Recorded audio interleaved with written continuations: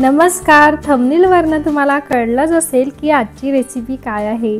तर आजची रेसिपी म्हणजे अशीच मस्त चटकपटक छान मस्त पाणीपुरीचं आंबट गोड पाणी आणि मस्त हिरवगार असं तिखट पाणी. तर तीच रेसिपी आज तुमच्यासोबत केलेली आहे. पण त्याआधी जर श्रुतीज कॉर्नरला तुम्ही सबस्क्राईब केलं नसेल तर सबस्क्राईब करा आणि अशाच नवनवीन व्हिडिओजसाठी शेजारील बेल आयकॉन नक्की प्रेस करा. तर ह्यामध्ये मी काही ट्रिक दिलेले आहे. अगदी छान मस्त बाहेर मिळतेच तशी छान अशी दाटसर अशी ही गोड आंबट चटणी मी इथं बनवलेली आहे. तर दाटसरपणा यावा यासाठी काय करावे ते इथे मी सांगितलेले आहे. चला तर मग सुरुवात करूया. तर बघा इथे मी 4 खजूर घेतलेले आहे आणि 1 मूठभर चिंच घेतलेली आहे. त्यानंतर 1 वाटी गूळ घेतलेला.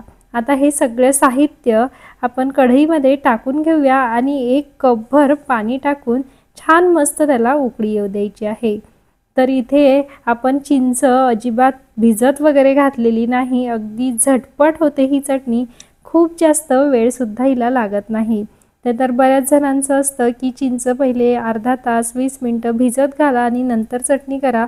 त्याला खूप वेळ लागतो. तर तुमच्याकडे वेळ नसेल तर अशा प्रकारे करा. अगदी सहज 5 ते 10 मिनिटात ही चटणी होते. तर बघा असं छान मस्त याला उकळी येऊ द्यायची आहे. तर चिंच छान मस्त अशी मऊ आणि खजूरसुद्धा मऊ होईल तोपर्यंत आपल्याला हा शिजवून घ्यायचा आहे. साधारण याला 2 ते 3 मिनिटांमध्येच हा छान मस्त मऊ शिजतो. 2 ते 3 मिनिटानंतर बघा छान मस्त मऊ असं हे शिजून झालेलं आहे आणि खूप जास्त पाणीसुद्धा मी टाकलेलं नाही. तर चमच्याने मी तुम्हाला दाखवते की चिंच अगदी सहज हाताने दाबल्यानंतर अगदी मऊ होते. याचाच अर्थ छान मस्त आपलं हे मिश्रण शिजलेलं. आता हे थंड होऊ द्यायचं आणि मिक्सरला छान बारीक करून घ्यायचं आहे. तर लक्षात ठेवा हे थंड झाल्यानंतरच मिक्सरला बारीक करायचं. नंतर झाकण एखाद्या वेळेस उडण्याची शक्यता असते. तर थोडंसं थंड झाल्यानंतर हे सगळं मिश्रण छान मिक्सरला मस्त बारीक करून घ्यायचं आहे. तर खजूर इथं मी बी काढून घेतलेले आहे बरं का. नाहीतर म्हणाल की सांगितलं नाही की बी काढून घ्या म्हणून. तर सीडलेस खजूर घेतलेले आहे आणि अगदी थोडंसं किंचित पाणी टाकून छान मस्त मऊसर याची पेस्ट करून घेतली. तर बघा किती छान मस्त आता ही पेस्ट तयार झालेली आहे आपली.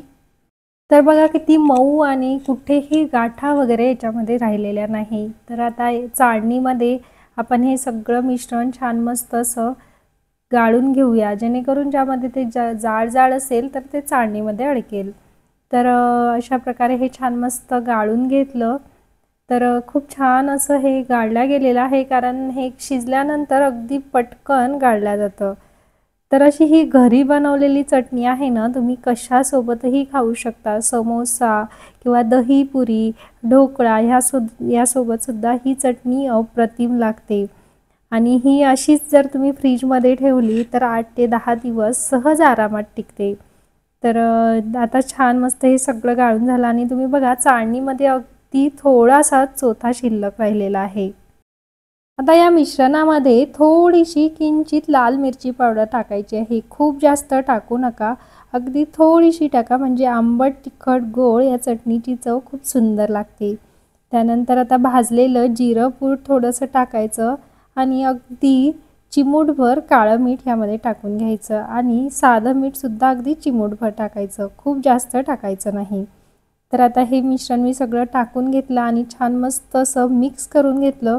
आता पुन्हा एकदा गॅसवरती ठेवून याला छान मस्त चकाकी येईल तोपर्यंत छान शिजवून घ्यायचं आहे. तर साधारण अगदी 2 ते 3 मिनिटांमध्येच हे मिश्रण छान मस्त शिजून येतं. तर बघा 2 ते 3 मिनिटानंतर मिश्रण मस्त असं शिजलेलं आहे आणि बघा आपल्या या चटणीला किती छान मस्त असा रंग आलेला आहे. तर अगदी विकतच्यासारखी आणि अगदी दाटसर अशी ही चटणी तयार झालेली आहे. तर ह्यामधलं सिक्रेट इन्ग्रेडियंट्स म्हणजे खजूर टाकल्यामुळे या चटणीला असा खूप छान दाटसरपणा येतो. म्हणून खजूर आवर्जून टाका. पण खूप जास्त टाकला तर चव जरा वेगळी लागते. म्हणून 4 ते 5 बिया पुरेशा होतात. तर अशा प्रकारे आता एका बाउलमध्ये ही चटणी मी काढून घेतली. तर तुम्ही बघितलं इथं किती झटपट आणि अगदी मोजक्या साहित्यात मस्त अशी होममेड चटणी तयार झाली. आता पावसाळ्याच्या दिवसामध्ये शक्यतो घरी बनवलेलंच आणि ताजं खा। तर आता आपण तिखट पाणी बघूया। तर त्यासाठी मी इथं 10 ते 12 पुदिन्याचे पानं घेतलेले आहेत आणि त्यानंतर 1 टेबलस्पून भाजलेलं जिरं घेतलेलं आहे आणि भरपूर असा कोथिंबीर घ्यायचा आहे। तर कोथिंबीरमुळे पाण्याला छान मस्त हिरवा रंग येतो। अर्धा इंच आलं आणि 3 पाकळ्या लसूणच्या, नंतर 2 हिरव्या मिरच्या, 1 टीस्पून काळं मीठ, त्यानंतर 1 टेबलस्पून पाणीपुरी मसाला आणि साधं मीठ। तर आता हे सगळे साहित्य मिक्सरला सर्वप्रथम बारीक छान मस्त वाटून घ्यायचं आहे।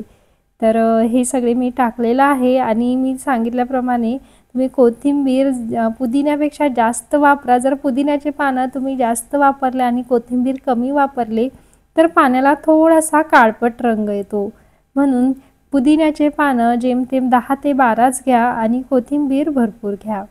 तर अशा प्रकारे हे सगळं छान मस्त मिक्सरला बारीक करून घेतलं। तर साहित्य कमी असल्यामुळे हे थोडंसं वाटायला त्रास देतं, म्हणून 2-3 वेळा वाटल्यानंतर झाकण उघडून चमच्याने पसरवून घ्यायचं। तर असं हे मिश्रण छान मस्त बारीक झालं। आता हे सुद्धा आपण ज्या ज्युसरच्या चाळणीने गाळून घेतली खजूरची चटणी, त्याच चाळणीने छान गाळून घ्यायचं। तर बघा किती छान मस्त हिरवा रंग आलेला आहे आपल्या चटणीला आणि वास सुद्धा खूप सुंदर आलेला आहे। तर हे पाणी काढताना यामध्ये मी 1 ग्लास पाणी अगोदर टाकलेलं, छान मिक्स करून घेतलं आणि नंतर काढलं। हवं असेल तर अजून थोडंसं पाणी टाकायचं आणि पुन्हा एकदा छान असं हे मिश्रण गाळून घ्यायचं। तर अशा प्रकारे चमच्याच्या सहाय्याने छान मस्त असं हे रगडून घ्यायची पेस्ट, जेणेकरून छान मस्त त्यातला अर्क आपल्या पाण्यामध्ये उतरला पाहिजे। तर अशा प्रकारे आता हे पाणी मस्त गाळून झालं। आता यामध्ये इतर मसाले टाकून घेऊया। 1 टीस्पून मीठ टाकलेलं आहे। तर मीठ थोडं कमी टाकायचं, कारण ह्या पाण्यामध्ये पाणीपुरीच्या काळं मीठ जरा जास्त वापरलेलं असतं, म्हणून साधं मीठ कमी असतं। त्यानंतर 1 टेबलस्पून पाणीपुरी मसाला वापरायचा। तुम्ही कुठल्याही ब्रँडचा वापरा, सुहाना वगैरे वापरला तरीही छान लागतो किंवा एव्हरेस्टचा सुद्धा छानच असतो। त्यानंतर आता अर्ध लिंबू यामध्ये असं छान मस्त पिळून घ्यायचं। तर लिंबामुळे या पाण्याला अधिकच अशी चविष्ट होतं ते पाणी आणि छान मस्त रुचकर चव लागते। आता हे मिश्रण छान मस्त असं मिक्स करून घ्यायचं। काळं मीठ आपण हे मिश्रण वाटतानाच मिक्सरला वाटताना टाकलं होतं, म्हणून काळं मीठ मी इथं टाकलेलं नाही। तर अशा प्रकारे आता हे मिश्रण छान मिक्स झालं। यामध्ये खारी बुंदी किंवा पिवळे शेवसुद्धा खूप छान लागतात। तर असं आपलं हे झटपट आणि चटपटीत मस्त होममेड पाणीपुरी तयार झालेलं आहे। तर इथे मी पुऱ्या ह्या विकतच्याच आणलेल्या आहे। पुऱ्यांची रेसिपी लवकरच तुमच्यासोबत शेअर करेल। तर मस्त या पावसाळ्यामध्ये या पाणीपुरीचा आनंद नक्की घ्या, पण शक्यतो घरी बनवलेलीच पाणीपुरी खा, कारण की आता पावसाळ्यामध्ये आजार होण्याची खूप शक्यता असते, म्हणून शक्यतो तुम्हाला खावीशी वाटली तर अगदी झटपट आणि मोजक्या साहित्यात होणारी अशी पाणीपुरी नक्की बनवून बघा। रेसिपी आवडल्यास लाईक करा, शेअर करा आणि कमेंट करा। चला तर पुन्हा भेटूया एक नवीन अशाच एका रेसिपी सोबत। तोपर्यंत खात रहा, मस्त रहा। धन्यवाद, बाय बाय।